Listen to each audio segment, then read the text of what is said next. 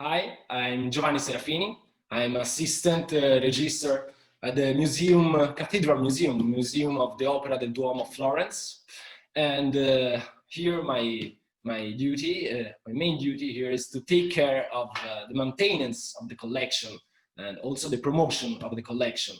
Um, mainly I Mainly,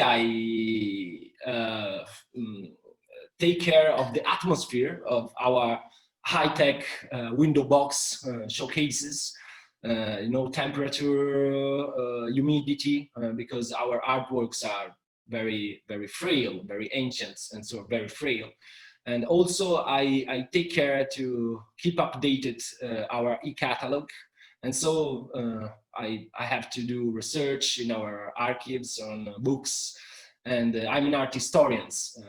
My main fields of study is sacred art in Tuscany, Renaissance mainly, and I'm very excited about this project. Okay, so thank you very much. I am the CEO of Querlo, and I'm also here talking to you as the Chief Digital and Cognitive Officer of the Opera del Duomo. Together, we're collaborating to build the artificial intelligence of Michelangelo. So share with me a little bit your thoughts about your work you have done with the Michelangelo artificial intelligence. Okay, Francesco, I will start with a little joke. The first time I heard about this project, I took back to the HAL 9000 from the movie, by Stanley Kubrick, 2001: A Space Odyssey. I mean, the artificial intelligence, we are talking about something that get the illusion to be a self-conscious entity.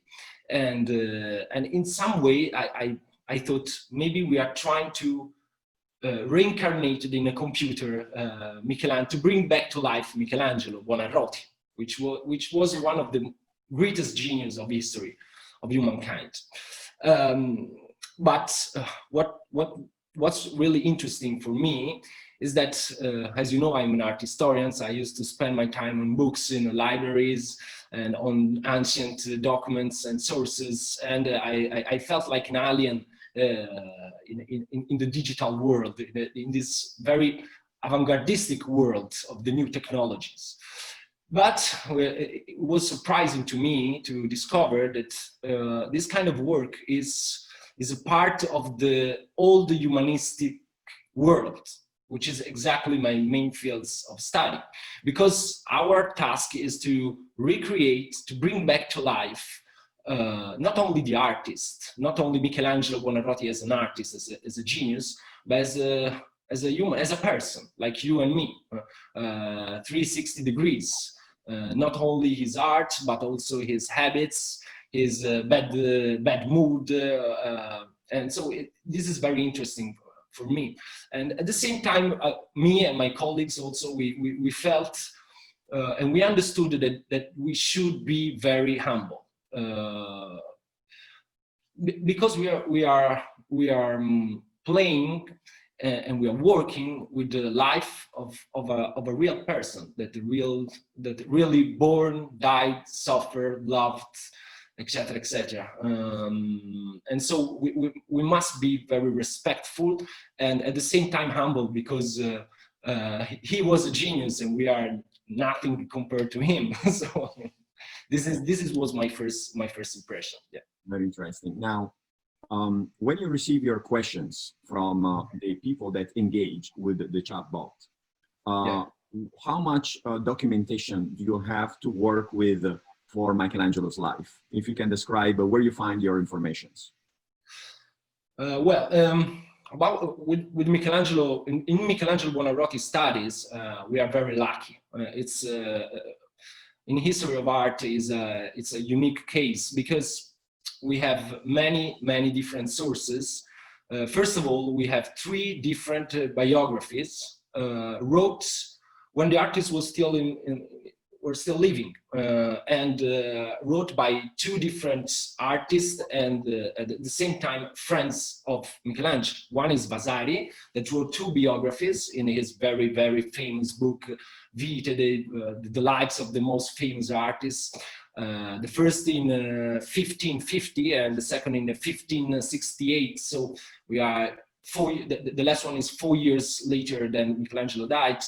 But the most interesting is the second biography in chronological order by Ascanio Condivi, which was a very close friend to Michelangelo, which in 1554 wrote the biography of the Michelangelo to respond to the first biography by Vasari. Moreover, we have a lot of letters by him. We have many documents. Some of them are about his very private life. And again, at the beginning of the 17th century, the nephew of Michelangelo, who lived in Florence at the beginning of the 7th century, published a book of sonnets wrote by Michelangelo that talk and explore the very inner life and private spiritual life of the artist. And this is a treasure for an art historian, and not only mostly for us, for the kind of research that like me and Monsignor Verdon or Monica we used to do, because we follow the iconological method, which want to interpret the artwork, crossing all the sources and try to rebuild the cultural environment and the inner life of the artist in which the specific artworks was being created. So this is, for Michelangelo, is very easy to do it. Very nice, very nice. So thank you very much. So I want to close this video saying that we are working to identify strategic partnerships and sponsorships to develop further your research with Monsignor Verdon, with Rita Filardi and Monica Serrano, so that your team can actually develop further artificial intelligence interpretation of Michelangelo's life, but also possibly expand it to other artists. So we'll do again this conversation in a couple of weeks. I really thank you very much for your time. Thank you, Francesco. Thank you.